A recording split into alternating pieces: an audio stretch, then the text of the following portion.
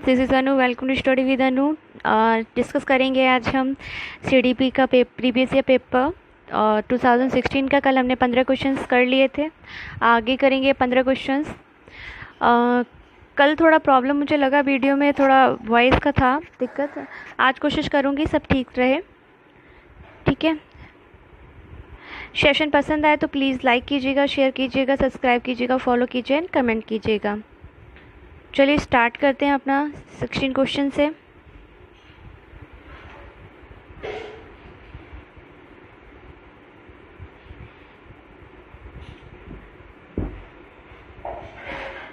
हाँ जी, 16 क्वेश्चन हमारा आ गया है। हाँ जी फ्रेंड, चलिए हमारा 16 क्वेश्चन है। According to Vygotsky children learn. Vygotsky के अनुसार बच्चे कैसे सीखते हैं? बाय मैचुरेशन, सेकेंड ऑप्शन है बाय इमिटेशन, थर्ड ऑप्शन है by interacting with idols and peers, fourth option है व्हेन रीइंफोर्समेंट इज ऑफर्ड। मतलब बाय मैचुरेशन मतलब परिपक्व होने से, बाय इमिटेशन अनुकरण से, by interacting with adult and peers वयस्कों और समवयस्कों के साथ परस्पर क्रिया करके, या फिर व्हेन रीइंफोर्समेंट इज ऑफर्ड जब पुनर्बलन प्रदान किया जाता है वैसे। बताइए। देखिए, वाइगोस्की ने अगर जहाँ पे भी वाइगोस्की का बात आता है तो सबसे पहले हमें पता होना चाहिए कि वाइगोस्की ने किसके बारे में सबसे ज़्यादा बात की है। तो वाइगोस्की ने सोशलाइजेशन के बारे में सबसे ज़्यादा बात की है। वो सामाजिक से ज़्यादा परिचित करते थे सबको।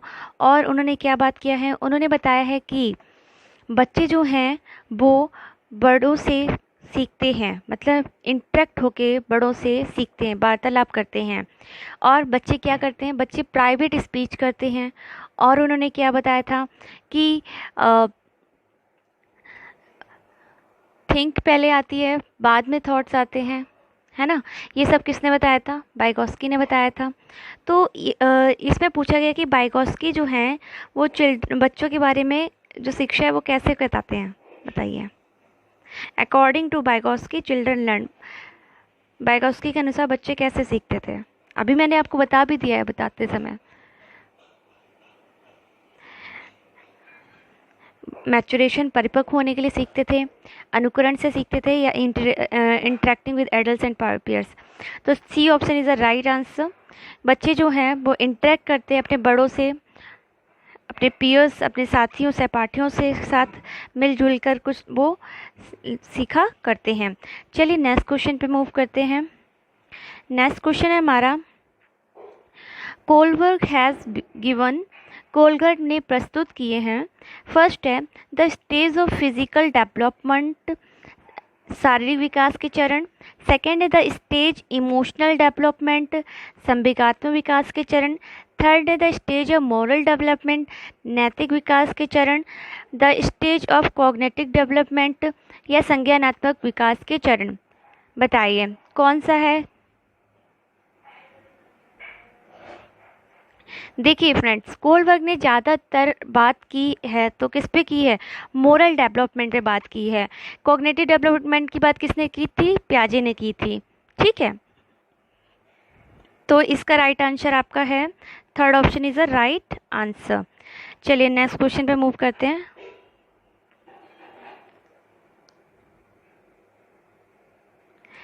थर्ड ऑप्शन कह रहा है, 18 क्वेश्चन कह रहा है, which one of the following situation is illustrative of a child centred classroom.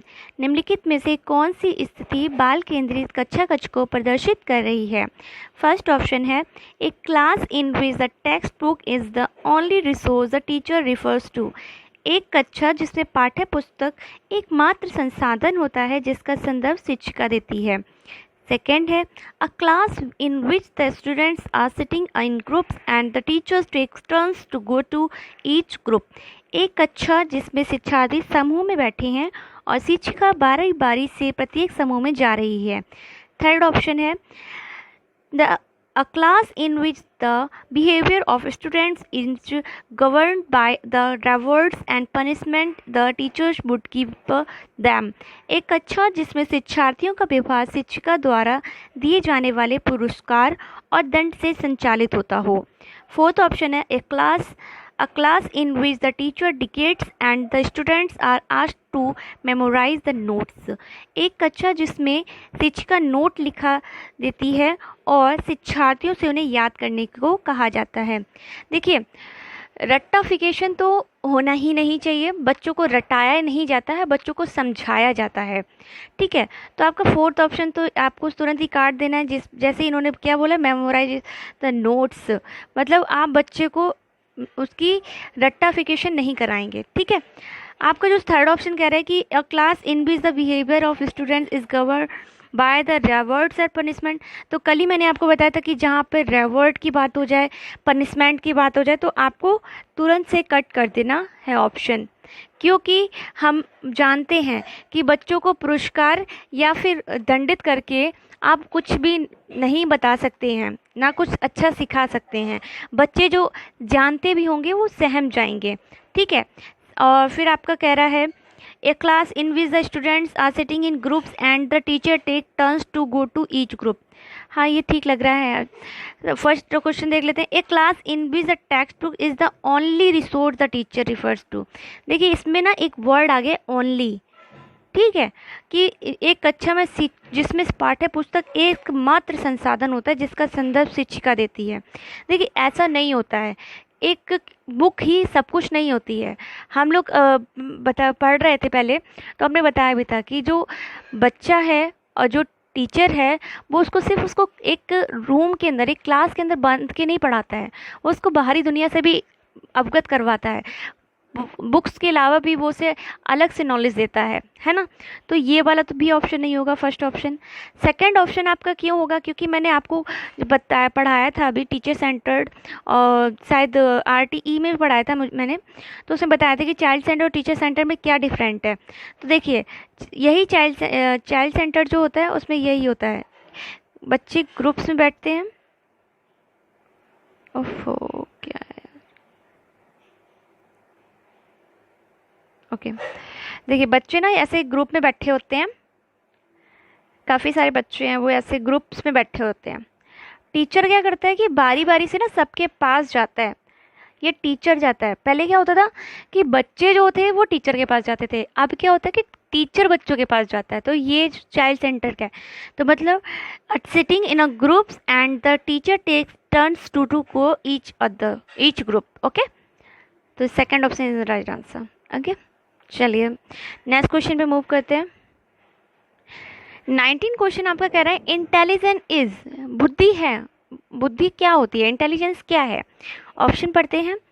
A singular and generic concept, एक अकेला और जातीय विचार है। The ability to imitate other, दूसरों के अनुकरण करने की योग्यता है।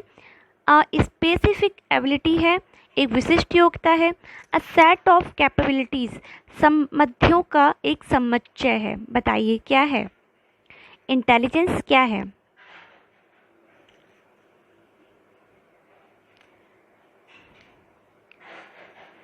देखिए, एक सिंगुलर और जेनरिक कॉन्सेप्ट ऐसा नहीं है कि एक अकेला जातीय विचार नहीं। फर्स्ट ऑप्शन कट हो जाएगा। The ability to imitate others, ये दूसरों के अनुकरण करने की योग्यता है। भाई, बुद्धि है वो, अब एक इंटेलिजेंस जो होता है वो खुद में होती है। ये नहीं कि भाई हमने दूसरों के अनुकरण की योग्यता से हम मदद करते हैं, ऐसा भी नहीं होता है। तो सेकंड ऑप्शन भी कट। स्पेसिफिक एबिलिटी, एक विशिष्ट योग्यता होती है। इंटेलिजेंस एक विशिष्ट योग्यता, भाई इंटेलिजेंस जो है, एक बुद्धि है, वो कितने चरणों में होती है, वो हम लोगों ने कितने चरणों में पढ़ी है ना। मगर ऐसा तो नहीं है कि वो एक विशिष्ट योग्यता होती है। भाई, कोई सामान्य भी होता है, कोई जनरल, मतलब जनरल में होता है, कोई थोड़ा सा स्पेसिफिक होता है। मगर इसका मतलब ये नहीं कि बुद्धि विशिष्ट ही होती है, उसके अलावा कोई बुद्धि ही नहीं होती है ना। तो थर्ड ऑप्शन भी आपका कट हो जाएगा। फोर्थ ऑप्शन आपका बोल रहा है इस सेट ऑफ कैपेबिलिटीज, सम्मतियों का एक समुच्चय है।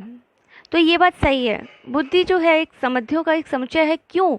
क्योंकि बुद्धि बहुत सारे तरीक़ों से होती है, निम्न होती है, उच्च होती है ना। तो fourth option is the right answer. चलिए नेक्स्ट क्वेश्चन पे मूव करते हैं। होप आपको समझ में आया होगा।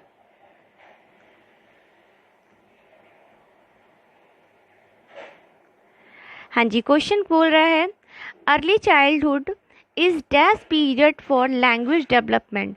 भाषा विकास के लिए प्रारंभिक बचपन डैश काल है। कैसा है?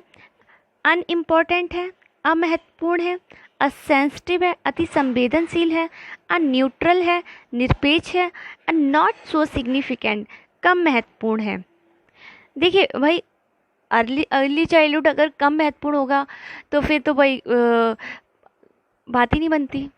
कम महत्वपूर्ण कैसे हो सकता है? हमारे लिए तो सारे हमारे स्टेजेस जो हैं वो सब इम्पोर्टेंट रखते हैं, है ना। तो फोर्थ ऑप्शन तो होगा ही नहीं, कट हो जाएगा। फिर बोला कि ए न्यूट्रल, निरपेक्ष, क्या होगा बताइए? एक न्यूट्रल होता है, उसमें कोई मतलब निरपेक्ष नहीं होता है क्या? थर्ड ऑप्शन भी कट हो जाएगा।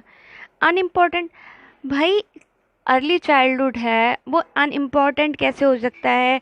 अनसिग्निफिकेंट कैसे हो सकता है? यार ऐसा नहीं होता है।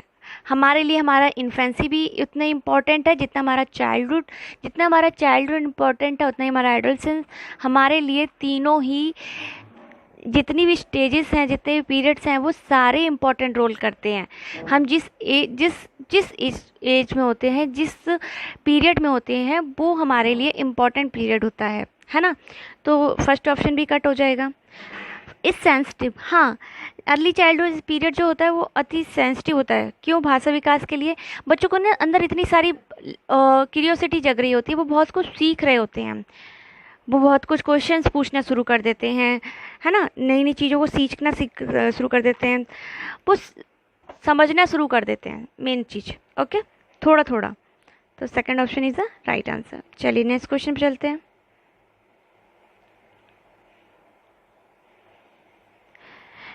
नेक्स्ट क्वेश्चन कह रहा है, a teacher remarks in a coeducation इस class to boys, be boys and don't behave like girls. एक टीचर हैं, उन्होंने एक शिक्षा कक्षा है, उसमें उन्होंने बोला कि be boys and don't behave like girl. आप लड़के हैं, लड़के बनो, लड़कियों जैसा व्यवहार मत करो। दिस रिमार्क, ये टिप्पणी क्या कहलाती है? फर्स्ट ऑप्शन है, is a good example of dealing with boys and girls, बहुत अच्छा एग्जाम्पल है लड़कियों और लड़कों के लिए। सेकंड ऑप्शन है, reflect stereotypical behaviour of discriminations between boys and girls, लड़के लड़कियों में भेदभाव की रूढ़िबद्ध धारणा प्रकट करता है। Highlight the biological superiority of boys over girls, लड़कियों पर लड़कों की जीव वैज्ञानिक महत्ता को उजागर करता है। रिफ्लेक्ट कास्ट डिस्क्रिमिनेशन, जातीय भेदभाव का परिचायक है। क्या होगा? पहले तो आपको पता होना चाहिए कि ये जो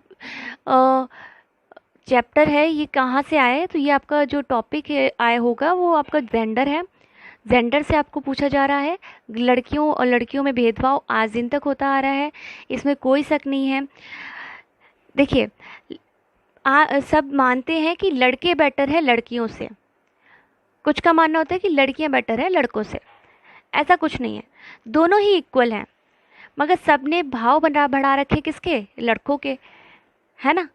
तो ये चीज़ ना नहीं होनी चाहिए। अगर ये चीज़ हो रही है, हमारे पूर्वजों से ये चीज़ चली ही आ रही है, आज दिन तक चलती आ रही है कि लड़के घर संभाल सकते हैं मगर लड़कियां घर नहीं संभाल सकती, उनको शादी करके दूसरे घर जाके घर संभालना होता है ना। तो ये चीज़ ना बहुत हमारी परंपराओं से चल रही है, तो इसको बोलते हैं स्टेरियोटाइप। मतलब बहुत पुरानी रीति रिवाजों से चल रहा है कि लड़के और लड़कियां बराबर नहीं है, ठीक है। और एक आता है हमारा जेंडर बाइस, मतलब घर में एक माता है, वो आपकी किसी एक ही पक्ष की साइड ज़्यादा झुक रही हैं, या तो आप अपनी बेटी की साइड या अपने बेटे की साइड। तो एक पक्ष में झुकना वो कहलाता है आपका जेंडर बाइस, ठीक है। तो अगर आपसे पूछा जाए कि जेंडर बाइस क्या होता है और स्टेरियोटाइप क्या होता है और सेक्स क्या होता है, ये सब चीज़ों के बारे में पूछे, जब देखिए एक लिंग के बारे में बात होती है, सेक्स के बारे में बात होती है, तो एक लड़का और लड़की का बताया जाता है, ठीक है। अगर जेंडर बाइस की बात होती है तो एक तरफ झुकाव दिखाई देगा आपको। क्लास में ऐसा हो सकता है कि टीचर जो हैं वो लड़की, एक क्वेश्चन आया था पेपर में कि एक शिक्षिका है वो एक लड़की को पहले खड़ा करती है और क्वेश्चन पूछती है।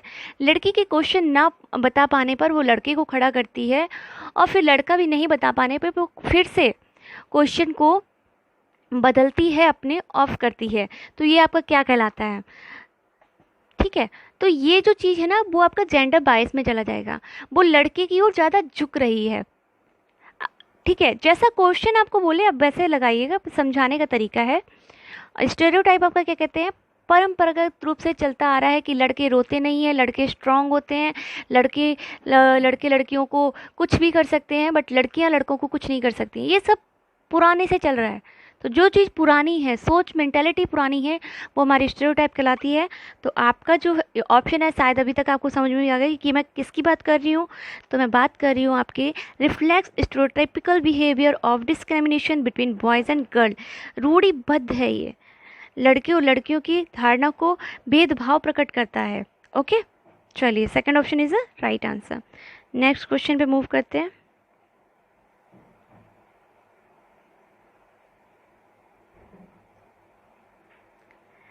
अब हम बात करेंगे कि असेसमेंट क्या होता है। Assessment should actively, first option है should actively promote competitive spirit among children, बच्चों में प्रतियोगितात्मक भावना को सक्रिय रूप से बढ़ावा देना। सेकंड ऑप्शन है should generate tension and stress to ensure learning, सीखने की सुनिश्चित करने के लिए तनाव और दबाव को उत्पन्न करना है। Is a way to improve learning, सीखने में सुधार का एक तरीका है। Is a good strategy to level and categorize children, बच्चों को लेवल करने, नाम देने और वर्गीकृत करने की अच्छी रणनीति है। देखिए आकलन जो है, असेसमेंट, ये जब भी हम आपको पढ़ाएंगे, जब असेसमेंट एंड इवोल्यूशन पढ़ाएंगे, उसमें आप CCE भी पढ़ेंगे, तो ये सब अभी पढ़ाऊँगी। मगर ये टॉपिक जो है मैंने आपको बता दिया कि ये कहाँ से आया आपका टॉपिक। ठीक है, असेसमेंट इवोल्यूशन का टॉपिक है ये। इसमें कोई, देखिए जो मैंने बोला था ना कि मैं आपको पढ़ाऊँगी, तो वही है। मैं आपको पेपर सेट इसलिए दिखा रही हूँ कि आपको पता लग जाए कि क्वेश्चन आते हैं इन सब से। तो ये आपको क्या बोलेगा, असेसमेंट क्या होता है।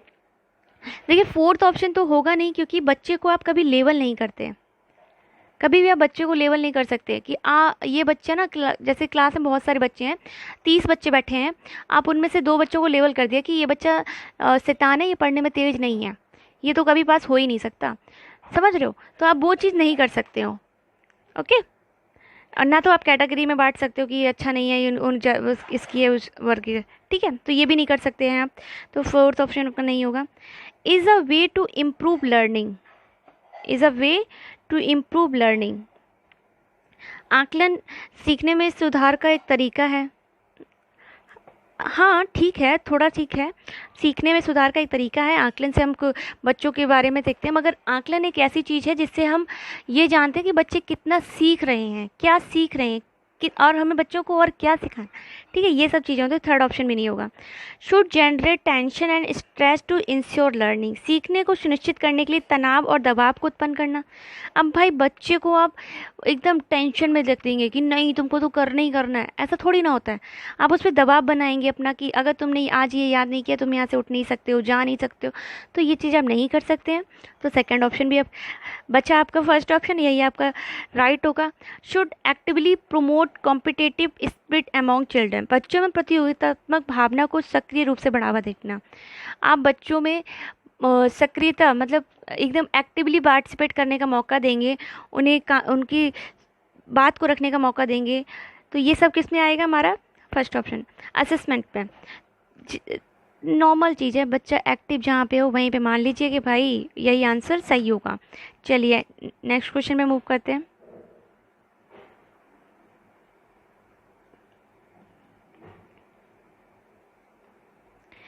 थर्ड क्वेश्चन आपका 23 क्वेश्चन बोल रहा है, which one of the following statement best describe inclusion, निम्नलिखित में से कौन सा एक कथन समावेशन का सबसे अच्छा वर्णन करता है। First, it is the believe that some children can not learn at all, यह एक विश्वास है कि कुछ बच्चे सभी कुछ सीख नहीं सकते। ऐसा क्यों होगा भाई चलिए देखते हैं दूसरा question. It is the philosophy that all children have a right to get equal education in a regular school time. यह एक दर्शन है कि सभी बच्चों को नियमित विद्यालय प्रणाली में समान शिक्षा प्राप्त करने का अधिकार है। थर्ड ऑप्शन है, it is the philosophy that special children are a special gift of a god. यह एक दर्शन है कि विशेष बच्चे ईश्वर के विशेष उपहार हैं। Fourth, it is the belief that children need to be segregated according to their ability। यह एक विश्वास है कि बच्चों को अपनी योग्यताओं के अनुसार अलग किया जाना चाहिए। देखिए सिंपल सी चीज़ है, हम बात करें इंक्लूज़न की, मतलब बच्चे को समावेशन देने की, एक साथ पढ़ाने की। मैंने आपको जब भी पढ़ाया मैं आपको बताया हूँ कि क्लास जो है वो एक समावेशी होनी चाहिए, बच्चों में भेदभाव नहीं होना चाहिए, बच्चों को एक साथ रखना चाहिए। ये नहीं कि किसी और से जाति से आ रहा है तो आप उससे भेदभाव करने लगे, या आप उसको ट्रीट ना करें अच्छे से। तो हर एक बच्चे को समान शिक्षा देनी चाहिए, क्योंकि हमारी प्रकृति हमें सिखाती है कि अगर बारिश होती है तो वो सिर्फ ऐसा नहीं कि हिंदुओं के में यहीं होगी या फिर किसी और के यहाँ ही होगी, ऐसा नहीं होता। बारिश सबके यहाँ होती है, पौधे सबको ऑक्सीजन देते हैं, हर जगह पेड़। जो चीज़ हमें प्रकृति हमारे साथ भेदभाव नहीं कर रही है, तो हम अपनी क्लासरूम में बच्चों के साथ भेदभाव क्यों करें? ये चीज़ हमें समावेशन सिखाता है। ठीक है, तो इंक्लूज़न का मतलब समझ गए होंगे आप कि क्या होता है। अब आप ऑप्शन भी पकड़ लिया होगा अभी तक आपने कि क्या ऑप्शन है। ठीक है, second option is the right answer. It is a philosophy that all children have a right to get equal education and regular school system. ठीक है, यह एक दर्शन की सभी बच्चों को नियमित विद्यालय प्रणाली में समान शिक्षा प्राप्त करने का अधिकार है।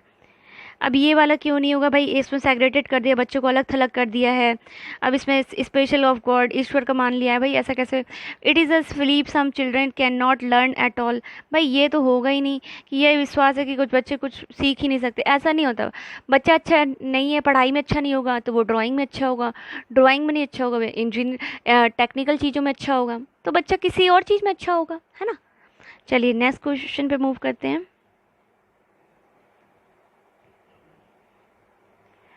24 क्वेश्चन है आपका।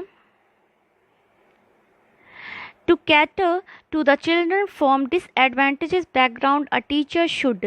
वंचित वर्ग की पृष्ठभूमि के बच्चों को शिक्षा प्रदान करने के लिए शिक्षक को चाहिए कि, फर्स्ट ऑप्शन है, try to find out more about them and involve them in class discussion.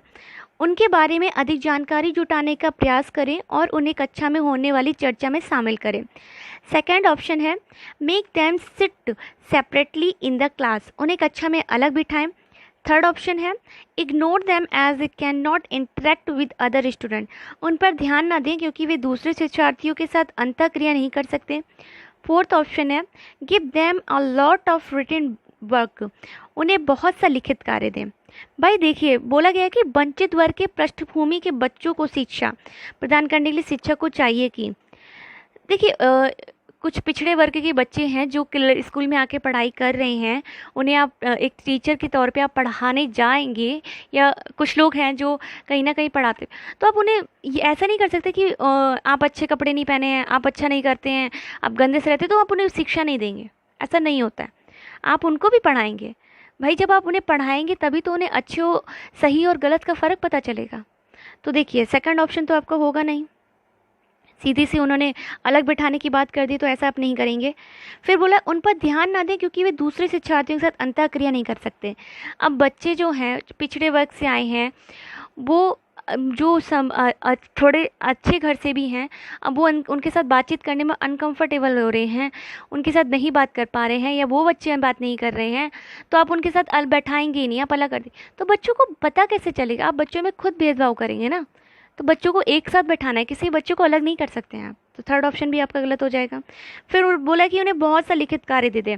अब बच्चा जो बेचारा पिछड़े वर्ग से आया भी, उसने कुछ सीखा नहीं है, जो आपने थोड़ा बहुत पढ़ाया, अब आपने उसे इतना सारा काम दे दिया कि बस वो उसी में लगा रहे। उसे मतलब ही नहीं है कि क्लास में क्या है, बच्चे कैसे हैं, माहौल कैसा है, बाहर इन्वायरमेंट कैसा है, उसे किसी चीज़ के बारे में नहीं पता भाई। उसको बस आपने होमवर्क दे दिया कि भाई आप करके लाइए, इतना नहीं, इतना प्रैक्टिस वर्क, इतनी प्रैक्टिस वर्क नहीं होती है। आप बच्चे में ना सिर्फ थिंक, उनकी अंडरस्टैंडिंग को डेवलप कर सकते हैं, है ना। बच्चे को समझा सकते हैं कि उनके लिए क्या सही है और क्या गलत है। तो आपके लिए सही ऑप्शन जो है वो आपका फर्स्ट ऑप्शन ही है, फोर्थ ऑप्शन गलत हो गया है। उनके बारे में अधिक जानकारी जुटाएं। भाई जो वंचित वर्ग से आए हैं बच्चे, उनके बारे में जानकारी जुटाएं कि उनके फैमिली बैकग्राउंड में क्या दिक्कत है, उन्हें कोई समस्या है, उसके बारे में हम बात करें। उन्हें कक्षा में होने वाली चर्चा में शामिल करें, ये बात भी है। उन्हें आप कक्षा में इन्वॉल्व कीजिए, उन्हें बताइए कि बच्चों के साथ बैठाइए, बच्चों के साथ इन्वॉल्व कीजिए। उन्हें पता लग चले कि जब वो अपनी कम्युनिकेशन स्किल बढ़ाएंगे, डिस्कस करेंगे, उन्हें अपॉर्चुनिटीज़ मिलेंगी, तो बच्चा खुद ही सीखने लग जाएगा। तो first option is the right answer. चलिए नेक्स्ट क्वेश्चन पे मूव करते हैं। 25th क्वेश्चन कह रहा है, which one of the following behaviours is an in identifier of a child with learning disability. निम्नलिखित में से कौन सा व्यवहार बच्चे की अधिकतम निरयोग्यता की पहचान करता है। फर्स्ट है एब्यूज बिहेवियर, अपमानजनक व्यवहार। सेकेंड है writing B as D, was as saw, 21 as 12। ठीक है। थर्ड ऑप्शन है low attention span and high physical activity, कम अवधान, विस्तृत और उच्च शारीरिक गतिविधि। फोर्थ ऑप्शन है फ्रीक्वेंट मूड स्विंग, मनोभाव पर जल्दी जल्दी बदलना, मूड स्विंग्स। देखिए इसमें बात की है गई है लर्निंग डिसेबिलिटीज़ की, बच्चे को पढ़ने में समस्या हो रही है। अभी ये आपका चैप्टर जो है वो पीडब्ल्यूडी से आरपीडब्ल्यूडी जो हम आपको पढ़ाएंगे, तो अब आपको पता चलेगा कि ये जो टॉपिक है ये क्यों कहाँ से पूछा गया है। आपने वो तारे ज़मीन पे एक पिक्चर देखी होगी, उसमें जो ईशान अवस्थी है वो भी उसको जो प्रॉब्लम होती है लिखने पढ़ने में, उसको क्या बोलते हैं, मैं भी इस टाइम भूल गई, याद ही नहीं है। उसकी जो डिसलेक्सिया, हाँ डिसलेक्सिया था। ठीक है। तो बच्चे को ना पढ़ने में दिक्कत होती है, बच्चा बी को डी लिख देता है, शो को वॉज लिख देता है ना। तो ये बच्चे जो कॉमन मिस्टेक करते हैं उन्हें बी और डी में डिफरेंट नहीं दिखाई देता है। ऐसे अभी आप लर्निंग डिसेबिलिटीज़ जब पढ़ेंगे तब आप उसे पता चलेगा डिस्ग्राफिया भी है, लिखने में प्रॉब्लम होती है ना। और डिसलेक्सिया जो होता है उसमें आप पढ़ने में प्रॉब्लम होती है, डिस्प्रॉक्सिया होती है जिसमें आपके मोटर स्किल्स में प्रॉब्लम होता है। तो ये सब चीज़ें आप जब आप पढ़ेंगे तब आपको पता चल जाएगा। तो आपका B option is the right answer. ठीक है। चलिए नेक्स्ट क्वेश्चन पे बात करते हैं। 26 क्वेश्चन है। 26 क्वेश्चन कह रहा है a child who can see partially, ठीक है, एक बच्चा जो आंशिक रूप से देख सकता है। ओके। फर्स्ट ऑप्शन है should not given education since it is not of any use to him, उसे शिक्षा नहीं देनी चाहिए क्योंकि वह उसके किसी काम नहीं आएगी। Second, needs to be put in a separate institution, उसे अलग संस्थान में डालने की आवश्यकता है। Third, should be put in a regular school while making special provision, विशेष प्रावधान करते हुए उसे नियमित विद्यालय में रखना चाहिए। Fourth, should be put in a regular school with no special provisions, बिना किसी विशेष प्रावधान के उसे नियमित विद्यालय में डालना चाहिए। तो आपका 26 क्वेश्चन कह रहा है, आप समझिए क्वेश्चन क्या कह रहा है। आप a child who can see partially, एक बच्चा जो है आंशिक रूप से देख नहीं सकता, बेचारा देख नहीं सकता है, उसे देखने में कठिनाई हो रही है, तो आप क्या करें, should not be given education since it is not of any use to him, जो शिक्षा नहीं देनी, उसे शिक्षा नहीं देनी चाहिए क्योंकि वह उसके किसी काम की नहीं है। ऐसा तो नहीं है, दृष्टिबाधित जो बालक होते हैं उन्हें आप शिक्षा नहीं देंगे, ऐसा तो कहीं पे भी नहीं लिखा है। हमारी समावेशी शिक्षा कहती है कि हम हर तरह के बच्चे को अपनी क्लास में इन्वॉल्व करेंगे, चाहे वो पिछड़े वर्ग से हो, चाहे वो दिव्यांग हो, चाहे वो नॉर्मल भी बच्चा हो, या फिर कोई भी बच्चा हो, आप किसी बच्चे को शिक्षा देने के लिए मना नहीं कर सकते हैं। तो फर्स्ट ऑप्शन आपका गलत हो जाएगा। Needs to be put in a separate institution, उनके लिए अलग संस्थान। भाई जब समान शिक्षा का अधिकार है हमारे एजुकेशन में, तो उन्हें अलग क्यों शिक्षा देंगे? अगर अलग देंगे तो उन्हें तो पता ही नहीं चलेगा ना किसी बारे में, उन्हें अलग नहीं करना होता है। Third, should be put in a regular school well making special provision. हाँ, ये ठीक है, क्योंकि विशेष प्रावधान करते हो उसे नियमित विद्यालय में रखना चाहिए। जिन्हें देखने में प्रॉब्लम है, अगर देखने में प्रॉब्लम है तो आप ब्रेल लिपि का यूज़ कर दीजिए, बच्चों को ब्रेल लिपि की सहायता से पढ़ाइए, ठीक है। तो आप उन्हें टच करके फील करके पढ़वाइए। तो ये सब चीज़ें आती हैं। चलिए नेक्स्ट क्वेश्चन पे मूव करते हैं। 27 कह रहा है लर्निंग, सीखना क्या है। First, has very little connection with emotions, संवेगों से क्षीण संबंध रखता है। Second, is independent of a learner's emotions, सीखने वाले के संवेगों से स्वतंत्र है। थर्ड ऑप्शन है is influenced by a learner's emotion, सीखने वाले के संवेगों से प्रभावित होता है। Fourth, is not affected by a learner's emotion, सीखने वाले के संवेगों से प्रभावित नहीं होता है। किससे नहीं होगा? देखिए, लर्निंग जो है is influence by A learners emotion, क्योंकि बच्चों के बारे में बात होती है। बच्चों के सीखने के संवेगों से प्रभावित होता है। बच्चे सीखना चाह रहे हैं या नहीं चाह रहे हैं। आप यहाँ आए हैं तो आप अपनी इच्छा अनुसार आए हैं ना पढ़ने के लिए, तो आप सीखना चाहते हैं, ठीक है। तो आपका थर्ड ऑप्शन इज राइट। चलिए नेक्स्ट क्वेश्चन में मूव करते हैं। 28th क्वेश्चन कहता है to enable student to make conceptual changes in their thinking a teacher should, अपने चिंतन में अवधारणात्मक परिवर्तन लाने हेतु शिक्षार्थियों को सक्षम बनाने के लिए शिक्षक को, अपने चिंतन को में अवधारणात्मक परिवर्तन लाने हेतु शिक्षार्थियों को सक्षम बनाने के लिए शिक्षक को क्या करना चाहिए। Discourage children from thinking on their own and ask them to just listen to her and follow that, बच्चों को स्वयं चिंतन करने के लिए हस्तोत्साहित करना चाहिए और उनसे कहना चाहिए कि वे शिक्षक की सुने और उसका अनुपालन करें। भाई ये भी ठीक है, अभी बताते हैं। Second, offer an explanation in a lecture mood, व्याख्यान के रूप में व्याख्या प्रस्तुत करनी चाहिए। Make clear and convincing explanations and have discussion with the student, स्पष्ट और आश्वस्त करने वाली व्याख्या देनी चाहिए तथा शिक्षार्थियों के साथ चर्चा करनी चाहिए। फोर्थ है offers reward for children who change their thinking, उन बच्चों को पुरस्कार देना चाहिए जिन्होंने अपने चिंतन में परिवर्तित किया है। देखिए, आप बच्चों को डिस्करेज नहीं कर सकते हैं, फर्स्ट ऑप्शन तो आपका होगा नहीं, ठीक है। और सेकंड आपका for an explanation in a lecture mood, आप बच्चों को लेक्चर नहीं दे सकते हैं, कंटिन्यूटी आप उसे लेक्चर दे रहे हैं, ठीक है। Make a clear and conventional explanation, यही आपका आंसर होगा। Third option is the right answer. Reward आप दे नहीं सकते हैं बच्चों को, ठीक। तो ये आपका क्यों एक्सप्लेनेशन, डिस्कशन विद स्टूडेंट, बच्चों के साथ आप बात करेंगे, समझेंगे, उनकी प्रॉब्लम्स को करेंगे तो आपको समझ में आ जाएगा। ओके, चलिए नेक्स्ट क्वेश्चन पे चलते हैं।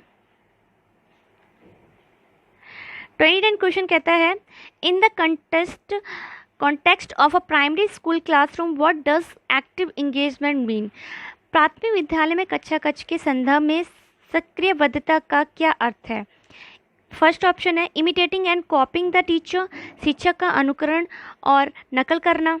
इंक्वायरी, क्वेश्चंस एंड डिबेट, जांच पड़ताल करना, प्रश्न पूछना और वाद विवाद करना। Third, कॉपिंग answering given by the teacher, शिक्षक द्वारा दिए गए उत्तरों को नकल करना। फोर्थ, मेमोराइजेशन, रिकॉल और रिएक्टिंग, याद करना, प्रत्यस्मरण और सुनाना। देखिए, मैं जब से इसको करा रही हूँ तो ये जो फोर्थ ऑप्शन है आपका रिकॉल, क्या कहते हैं, रिवॉर्ड, ये सब चीज़ें जहाँ पे आती हैं आपको वो चीज़ें तुरंत ही देके कट कर देनी है। देखो, आप बच्चों को रट्टाफिकेशन नहीं करा सकते हैं, ठीक है। फोर्थ ऑप्शन आपका नहीं होगा तो कट कर दीजिए सीधा सा। फिर कॉपिंग आंसर गिवन बाय टीचर, जैसा टीचर ने पढ़ाया वैसे बच्चों को नहीं करा सकते हैं। बताइए, करा सकते हैं? नहीं। बच्चों को उनकी लैंग्वेज में आप जितना सीखने का और करने का मौका देंगे बच्चा उतने ज़्यादा अच्छे से सीखेगा। फिर है imitation and copying the teacher, ये भी आप नहीं कर सकते हैं, भाई बच्चे जैसा टीचर पढ़ रहा है कर रहा है अनुकरण वैसे ही करना चाहिए। सेकेंड ऑप्शन ही सही होगा, इंक्वायरी, आप जाँच पड़ताल कर सकते हैं, ठीक है, प्रश्न पूछ सकते हैं, वाद विवाद में उसका कर सकते हैं, प्राइमरी स्कूल में जो इंगेजमेंट होता है ना एक्टिविटीज़ में, वो यही होता है कि आप बच्चों को जांच पड़ताल करेंगे, प्रश्न पूछेंगे, डिबेट में रखेंगे, बच्चा आसानी से सीख जाएगा। And this is last question. चलिए 30 क्वेश्चन है आपका। Children are most creative when they participate in an activity. बच्चे तब सर्वाधिक सृजनशील होते हैं जब वे किसी गतिविधि में भाग लेते हैं। फर्स्ट ऑप्शन है under stress to do well in front of others, दूसरों के सामने अच्छा करने के दबाव में आकर। सेकेंड, आउट ऑफ इंटरेस्ट, अपनी रुचि से। थर्ड, फॉर रिवॉर्ड, पुरस्कार के लिए। To escape their teachers scolding, शिक्षक की डांट से बचने के लिए। किसके लिए होगा? हाँ जी, ये होगा आपका, देखो भाई टीचर के लिए तो होता ही नहीं है, तो फोर्थ ऑप्शन तो होगा नहीं है आपका। शिक्षक की डांट से बचने के लिए बच्चे कुछ ऐसा नहीं करेंगे कि सर्वाधिक सृजनशील हो जाएंगे। पुरस्कार रिवॉर्ड आप बच्चे को दे नहीं सकते हैं। और understand stress to well front of others, दूसरों के सामने अच्छा करने में दबाव में आकर। भैया बच्चे जो है वो दबाव में आकर कभी कुछ नहीं सीखते हैं, तो फर्स्ट ऑप्शन भी नहीं होगा। आउट ऑफ इंटरेस्ट, बच्चा जो है ना अपनी रुचि से जब कार्य करता है तो वो बहुत ही अच्छा करता है और बहुत ज़्यादा क्रिएटिव होता है उस कार्य को करने के लिए। ठीक है, ऐसे ही मैं आपको बताती हूँ कि मेरा भाई है छोटा, वो पढ़ाई में इतना तेज़ नहीं है कि मतलब उसको बहुत अच्छे से हर चीज़ समझ में आती है। उसके अंडरस्टैंडिंग ऐसा नहीं कि कम है, सही है, बट उसमें उसको दूसरी चीज़ों में इंटरेस्ट है। जैसे ड्राइंग में उसको इंटरेस्ट है, वो अपनी इच्छा अनुसार वो ड्राइंग करता है ना। अपनी इच्छा अनुसार वो नई नई चीज़ें बनाते हैं, कभी कुछ बना देता है, कभी कुछ बना देता है, तो ये उसका अलग से इंटरेस्ट है। तो बच्चे ना अपनी खुशी से जो काम करते हैं ना उनमें उनको ज़्यादा खुशी मिलती है। ठीक है, तो आपका second option is the right answer. Next, चलिए, अगर आपको सेशन पसंद आया हो तो प्लीज़ लाइक कीजिएगा, शेयर कीजिएगा, सब्सक्राइब कीजिएगा, फॉलो कीजिएगा एंड कमेंट कीजिएगा। प्लीज़ कमेंट कीजिएगा अगर आपको सेशन में कुछ कमी लग रही है या आपको कोई क्वेश्चन पूछना है, कुछ भी दिक्कत है तो आप मुझसे कर सकते हैं। प्लीज़ कमेंट कीजिएगा और प्लीज़ लाइक कीजिएगा। ठीक है, थैंक यू।